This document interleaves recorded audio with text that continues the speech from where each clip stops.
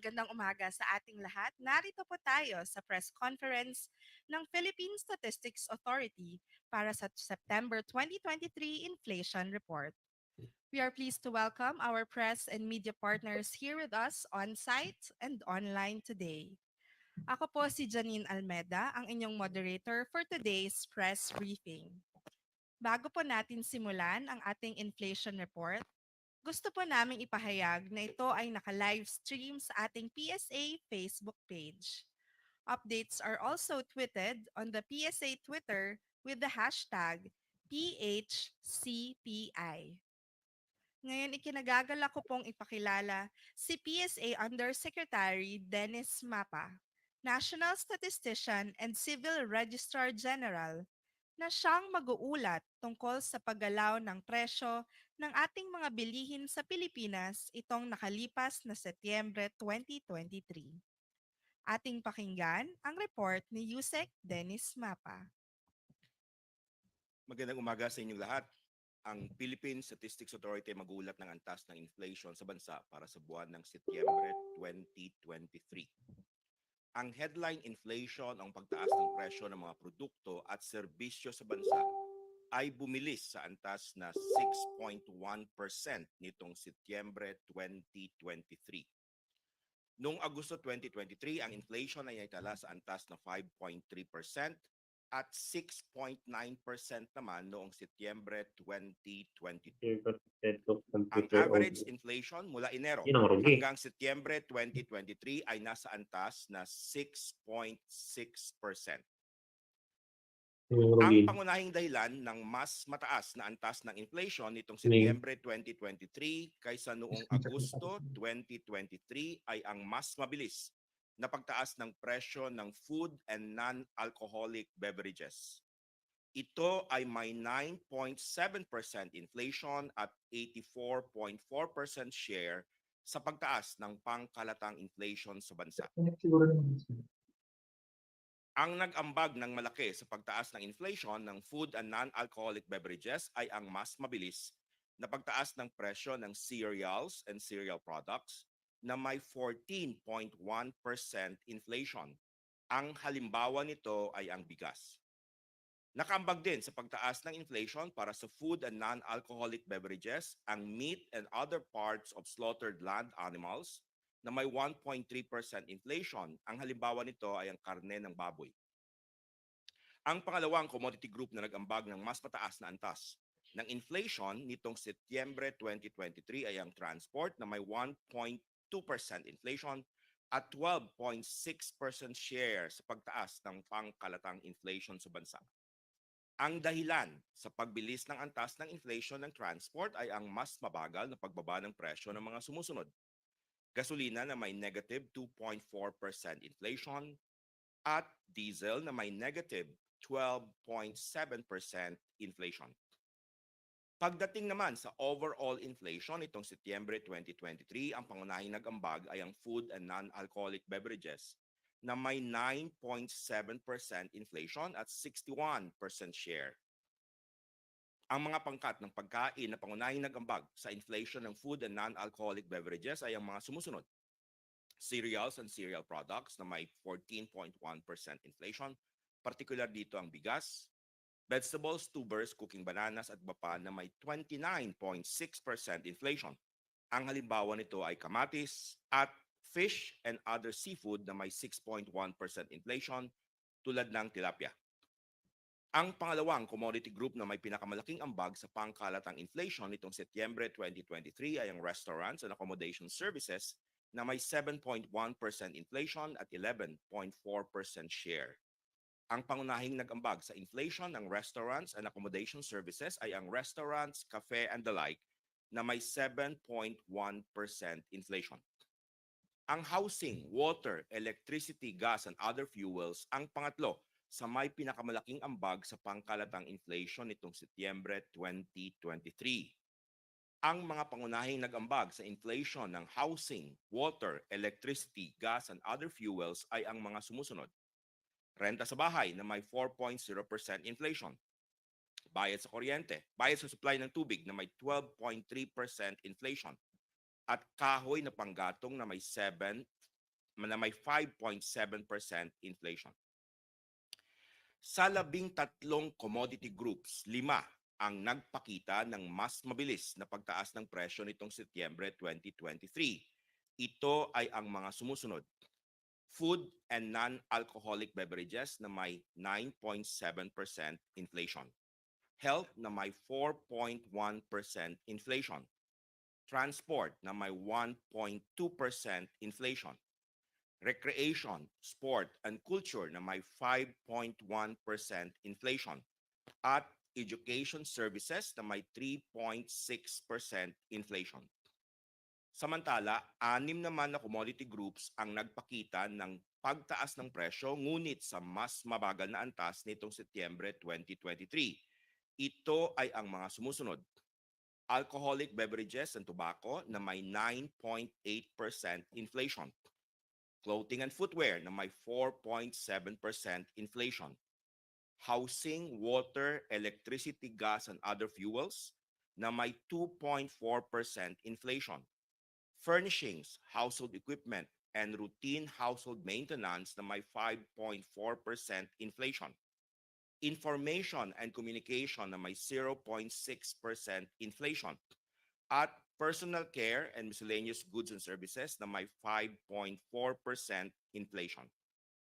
Nanatili naman sa kanilang antas ng inflation noong Agosto 2023 ang mga sumusunod na commodity groups. Restaurants and accommodation services na may 7.1% inflation at financial services na may 0% inflation. Samantala, ang core inflation sa bansa ay bumagal sa antas na 5.9% nitong Setyembre 2023. Noong Agosto 2023, ang core inflation ay naitala sa antas na 6.1% at 5.0% naman noong Setyembre 2022. Pagdating sa National Capital Region, ang headline inflation ay bumilis sa antas na 6.1% nitong Setyembre 2023. Noong Agosto 2023, ito ay naitala sa antas na 5.9% at 6.5% naman noong Setyembre 2022. Sa National Capital Region, ang pangunahing dahilan ng mas mataas na antas ng inflation nitong Setyembre 2023 kaysa noong Agosto 2023 ay ang mas mabilis na pagtaas ng presyo ng transport. Ito ay may 2.6% inflation at 43.2% share sa pagtaas ng pangkalatang inflation sa National Capital Region.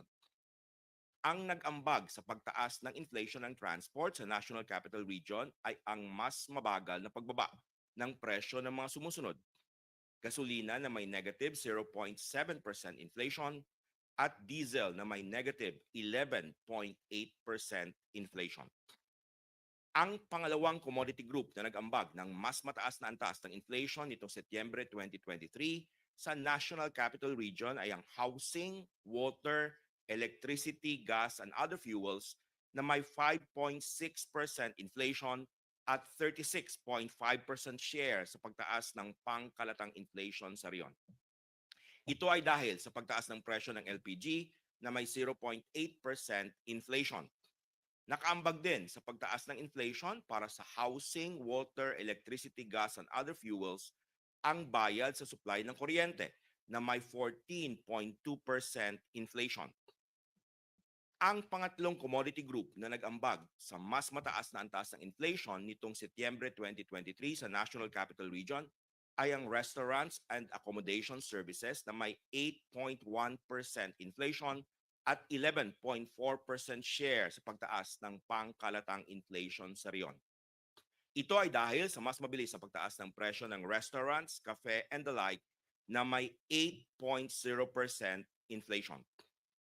Sa mga pangkat ng pagkain sa National Capital Region, nagpakita ng mas mabilis na pagtaas ng presyo nitong Setyembre ang mga sumusunod. Bigas na may 10.6% inflation. Mais na may 14.6% inflation. Meat and other parts of slaughtered land animals na may 1.3% inflation. Particular dito ang baboy, milk, other dairy products and eggs na may 5.6% inflation. Particular dito ang itlog. At fruits and nuts na may 19.4% inflation. Particular dito ang mangga. Nagpakita naman ng mas mabagal na pagtaas ng presyo nitong Setyembre 2023 ang mga sumusunod. Flour, bread, and other bakery products, pasta products, and other cereals na may 8.0% inflation. Meat and other seafoods na may 7.4% inflation gaya ng tilapia. Vegetables, tubers, cooking bananas at iba pa na may 27.4% inflation, particular ang repolyo. Sugar, confectionery and desserts na may 9.7% inflation, particular dito ang asukal na puti. At ready-made food and other food products not elsewhere classified na may 8.1% inflation tulad ng infant formula. Nagpakita naman ng pagbaba ng presyo nitong Setyembre 2023 ang oils and fats na may negative 1.2% inflation, particular ang mantika. Sa mga lugar sa labas ng National Capital Region, ang inflation nitong Setyembre 2023 ay bumilis din sa antas na 6.0%. Noong Agosto 2023, ito ay naitala sa antas na 5.2% at 7.0% naman noong Setyembre 2022. Sa mga lugar sa labas ng National Capital Region, ang pangunahing dahilan ng pagbilis ng antas ng inflation ay ang mas mabilis na pagtaas ng presyo ng food and non-alcoholic beverages na may 10.0% inflation at 87.1% share sa pagtaas ng inflation nitong Setyembre 2023. Ito ay dahil sa mas mabilis sa pagtaas ng presyo ng cereals and cereal products na may 14.9% inflation. Particular dito ang bigas. Nakambag din sa pagtaas ng inflation para sa food and non-alcoholic beverages ang meat and other parts of slaughtered land animals na may 1.3% inflation. Ang halimbawa nito ay ang karne ng manok. Ang pangalawang nag-ambag sa pagbilis ng antas ng inflation sa mga lugar sa labas ng National Capital Region ay ang pagtaas ng presyo ng transport na may 1.0% inflation at 10.1% share sa pagtaas ng inflation nitong Setyembre 2023. Ang dahilan ng pagtaas ng presyo ng transport ay ang mas mabagal na pagbaba ng presyo ng mga sumusunod. Gasolina na may negative 2.7% inflation at diesel na may negative 13.0% inflation. Sa mga pangkat ng pagkain sa mga lugar sa labas ng National Capital Region, nagpakita ng pagtaas ng presyo nitong Setyembre 2023 mula sa pagbagsak ng presyo noong Agosto 2023 ang mais na may 1.4% inflation at meat and other parts of slaughtered land animals na may 1.3% inflation, particular dito ang karne ng manok. Nagpakita naman ng mas mabilis na pagtaas ng presyo sa mga lugar sa labas ng National Capital Region nitong Setyembre 2023 ang mga sumusunod. Bigas na may 18.9% inflation. Fruits and nuts na may 10.0% inflation gaya ng mangga. Samantala, nagpakita naman ng mas mabagal na pagtaas ng presyo sa mga lugar sa labas ng National Capital Region ang mga sumusunod na pangkat ng pagkain. Flour, bread, and other bakery products, pasta products, and other cereals na may 8.1% inflation. fish and other seafood na may 5.9% inflation gaya ng tilapia, milk, other dairy products, and eggs na may 7.7% inflation, particular dito ang itlog, vegetables, tubers, cooking bananas at iba pa na may 30.1% inflation, particular dito ang sibuyas, sugar, confectionery and desserts na may 8.9% inflation gaya ng asukal na pula, at ready-made food and other food products not elsewhere classified na may 6.6% inflation gaya ng betsin. Sa mga lugar sa labas ng National Capital Region, nagpakita naman ng pagbaba ng presyo nitong Setyembre ang oils and fats na may negative 1.3% inflation, particular dito ang mantika. Ang pinakamataas na inflation sa mga riyon sa labas ng National Capital Region nitong Setyembre 2023 ay naitala sa Region 3 or Central Luzon na may 7.9% inflation mula sa 7.0% inflation noong Agosto 2023. Samantala, ang pinakamababang inflation sa riyon sa labas ng National Capital Region nitong Setyembre ay naitala sa Region 7 o Central Visayas na may 3.8% inflation mula sa 4.1% inflation noong Agosto 2023.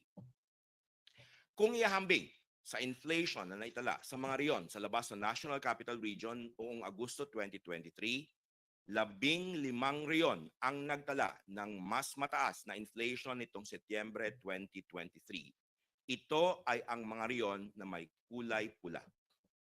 Samantala, ang Region 7 o Central Visayas naman ang tanging riyon na nagtala ng mas mababang inflation nitong Setyembre 2023.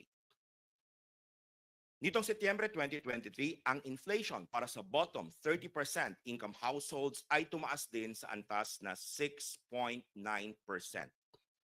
Noong Agosto 2023, ang inflation para sa bottom 30% income households ay naitala sa antas na 5.6% at 8.1% naman noong Setyembre 2022. Ang average inflation para sa bottom 30% income households mula Enero hanggang Setyembre 2023 ay naitala sa 7.3%. Ang pangunahing dahilan sa pagbilis ng antas ng inflation para sa bottom 30% income households nitong Setyembre 2023 ay ang mas mabilis na pagtaas ng presyo ng food and non-alcoholic beverages na may 10.4% inflation at 97.6% share. Ang monthly data ng inflation para sa all-income households at bottom 30% income households ay inyong makikita sa website ng Philippine Statistics Authority. Maaari itong ma-access sa mga links na naka-flash sa screen o sa pamamagitan ng pag-scan ng QR codes na nasa screen. Dito nagtatapos ang aking paglalahad ng antas ng inflation o pagtaas ng mga presyo ng mga bilihin at serbisyo sa bansa para sa buwan ng Setyembre 2023. Ang Philippine Statistics Authority ay lubos na nagagalak sa inyong paglahok sa press conference tungkol sa inflation sa bansa. Salamat at magandang umaga sa ating lahat. Maraming salamat, Undersecretary Mapa, para sa ulat ng September 2023 inflation. Ngayon, bago po natin simulan ang ating question and answer segment, nais namin ipahayag na ating press kits para sa ating online participants ay aming pong ipapadala via email. At ipapamigay naman po dito ang press kits para sa mga on-site participants. Para sa mga nais pong magtanong, please raise your hand to be recognized. And for those online, pakigamit po ang raise hand feature or send your questions via chat box. Kapag kayo ay natawag upang magtanong, please state your name and organization. Ngayon, handa na po tayo para sa ating question and answer. Yes, Ma'am Krisha? Hi, sir. Good morning. This is Keisha from Business World. Rice inflation stood at 17.9 in September from 8.7 in August. And nakakagulat po kasi effective yung rice price ceiling during the month. So I'm genuinely curious po, was the price ceiling not effective in stabilizing prices or may mga retailers po ba that didn't follow? Ano po yung nangyari during the month? And may I ask din po ulit, ano po yung weight ng rice sa overall inflation basket? Thank you, sir. Okay, yung rice muna as mentioned no in the previous press conferences, ang rice ay pinakamataas na weight no sa mga commodity items. Ito ay may weight na 8.87% sa ating headline inflation. Of course, mas mataas ang weight nito sa ating inflation para sa bottom 30% income households. Tama 'yon no na tumaas pa rin yung inflation natin sa bigas. Tiningnan namin yung ating mga presyo sa ating mga sample outlets at mix ang ating nakikita ano. Una noong first phase kasi dalawa kasi yung ating collection no, yung first phase natin yung first 15 days saka yung second phase natin ay yung second 15 days no. Of course we are doing the data collection sa mga maraming outlets. Nung first phase ng ating data collection, may mga outlets na nagsasabi na inuubos nila yung stocks no dito sa regular and wheel milled rice kaya nagkaroon ng mas mataas na presyo doon sa karamihan no sa 41 for the regular milled and 45 for the wheel milled. Nung second phase doon nagkaroon ng adjustment, mas marami yung masasabi nating compliant no. Although marami kasi tayong mga varieties sa regular milled and wheel milled na kinukuha at pinakuha ko sa ating field offices yung number of prices collected for regular milled rice 2,601. Ganong karami yung aming kinukuha ng mga items no. For regular meal 2,601 at ang nakita namin only 640 of these prices ay nagfo-fall doon sa price cap na 41 or below. Para naman doon sa wheel milled rice, ang total number of varieties ang aming tinatrack ay 3,498 at only 687 or mga 20% ay nag-fall doon sa price cap na 45 pesos or less. Thank you. Thank you, NS. Other questions? We have a question online that will connect to the question on the riser. From Miss Eileen mentions of Abante. Would it be fair to say that the price cap on the rice failed to bring down the prices, and given the higher inflation for rice during the period that it was in effect? And in connection to that, another question about the rice, sir. What could be the reason po ng pagtaas ng inflation sa cereal, particularly po sa bigas? Nagkaroon po ba ng impact ang pagpapatupad ng price cap? I think the two questions are related ano. Yes, Yung sir. as mentioned, mix ngayong result doon sa compliance na nakita namin doon sa price cap. May mga outlets na nagkaroon no. May mga outlets naman na pwedeng may isang variety sila na doon sa 41 for regular meal or 45 pero yung ibang varieties nila ay mas mataas. Yun ang usual na report from the field offices.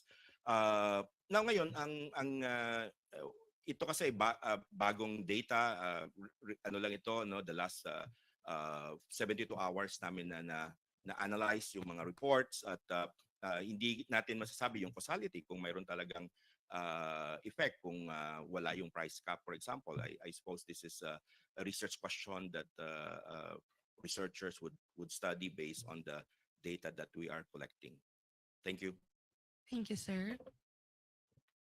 We have another question online. We have from Rappler Lance Yu. Do you see the provisional 1 peso jeepney fare hike affecting inflation in the month to come? For the October yun ano nagkaroon ng pagtaas nga ng fare na 1 peso. First may direct effect yun of course doon sa transport no kasi meron tayong weight kung saan isa yun ang fare sa mga jeep. Medyo mataas yung weight noon, about 3.5%. So yun yung direct effect niya. Plus of course, may mga indirect effect yon sa ibang commodities na gumagamit ng transport. Ito ay tinitingnan ng ating mga field offices ngayon kasi meron na tayong first week data collection at ito ay magre-reflect naman doon sa October report ng inflation natin. Thank you. Thank you, sir. Yes, Sir Andrea of Bloomberg. Sir, yung sa rice inflation lang po for September, Mhm. hingi lang po kami ng size and scope. This was the highest since when po? Tingnan natin yung time series Sige ha. po. Sige po. Go lang po. We have okay. Where's that? Ito yung highest since March 2009 kung saan yung rice inflation natin ay umabot ng 22.9%. Thank you. March 2009. Thank you, sir. Thank you, Sir Andrea. Another question from Miss Eileen Menches. Bakit po bumaba ang inflation sa Central Visayas noong September?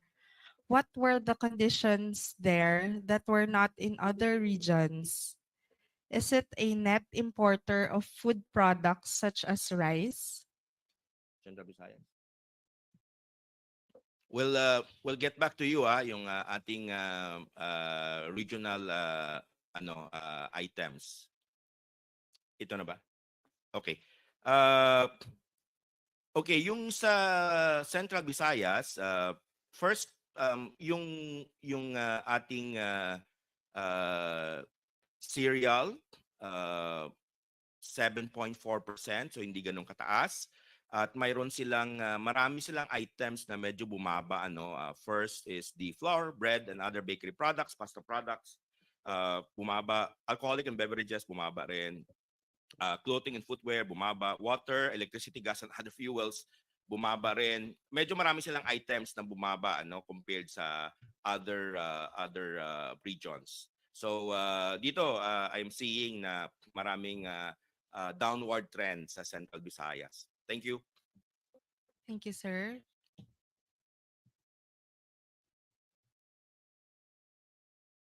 We have a question from Ms. Kai Ordinario of Business Mirror. Hi, sir. Was the 17.9% year-on-year growth in rice inflation the highest on record? Since when and what was the rate? Kanina nasagot ko na yata yun yung last highest was recorded March 2009 and the inflation was 22.9%. Thank you. Before that, mayroon din tayo July 2008 wherein the inflation was 36.4%. Thank you. Thank you, sir. Sir, from Sir Ted Cordero of GMA News Online, can you categorically say, sir, that the price caps didn't help much in controlling rice inflation? As I mentioned, Ted, mix may mga areas kung saan the price cap relatively ay kumbaga nag-comply sila uh, doon sa mga 20% of the areas. At saka may mga provinces na talagang nakita namin 41 for regular, 45 for well milled sabi ko nga ito ay tinitingnan namin yung data in terms of what happened if there was no price cap. Siguro yun sabi ko nga kailangan i-research pa yung mga counterfactual para makita natin kung ano yung impact.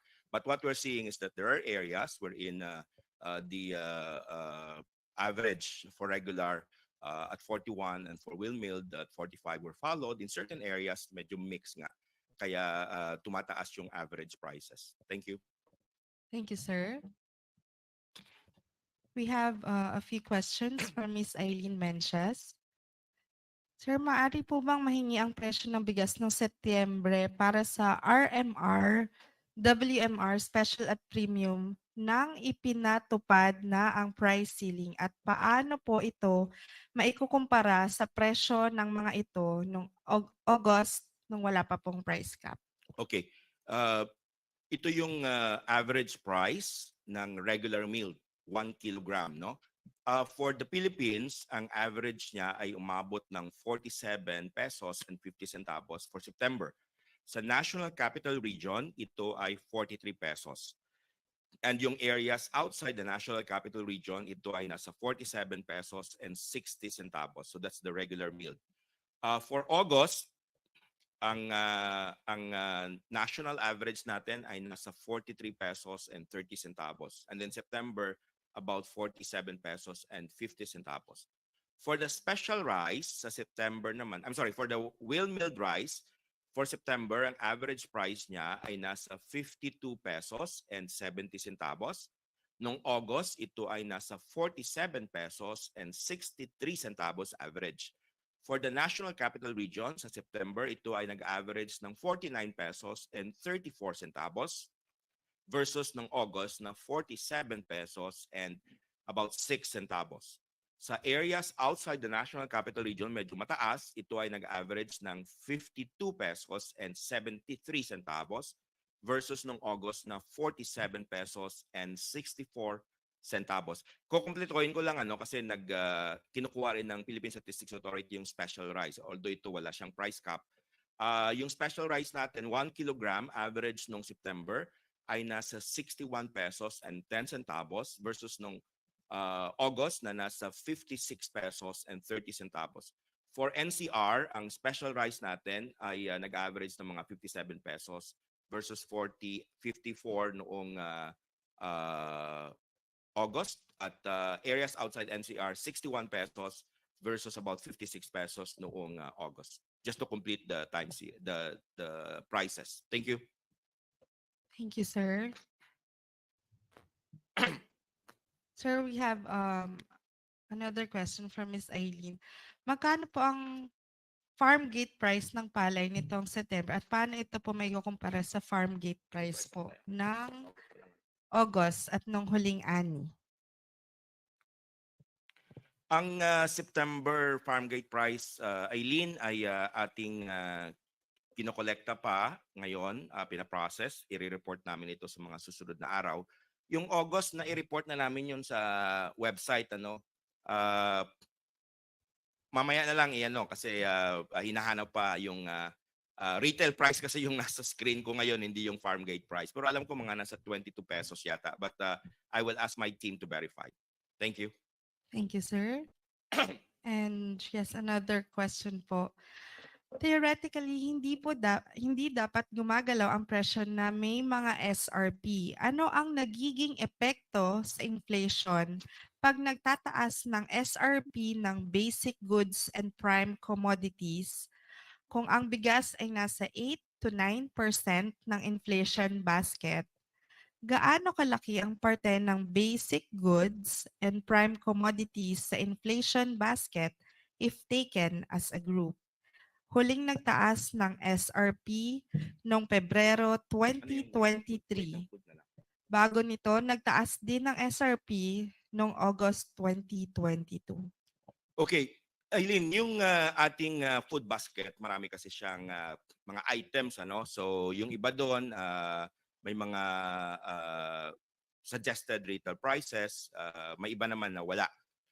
Kasi kailangan nating i-itemize. Marami kasing items yung ating food basket. Pero siguro generally, ibibigay ko lang yung weight. Yung food basket natin, ang weight niya ay sa inflation ay nasa 34.8%. Ang rice doon ay mga 8.8%. So, ibig sabihin, parang simple computation, 26% ang other food items other than rice. No? Pero ito naman ay may mga meat, fish, vegetables, may mga canned goods din. So, it's a mixed yung items. Pero of course, pag tumataas, all things being the same, pag tumataas yung mga items na ito, may mga expectations tayo na tataas yung ating inflation rate. Thank you. Okay, thank you, sir.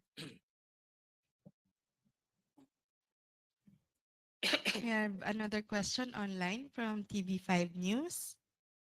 Ano po ang outlook sa inflation rate sa mga sumusunod na buwan since bare months na po? Do we expect na simula na po ito ng pagtaas based on past trends? Can you go to yung series? The summary. Summary. Okay.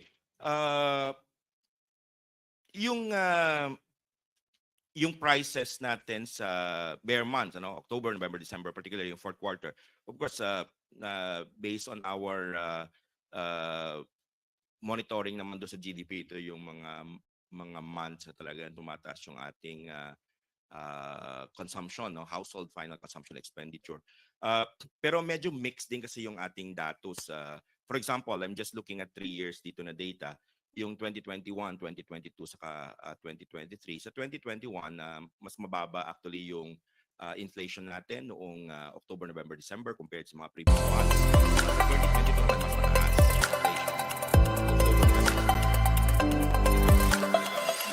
Yung pagtaas ng inflation. So the picture is actually mixed.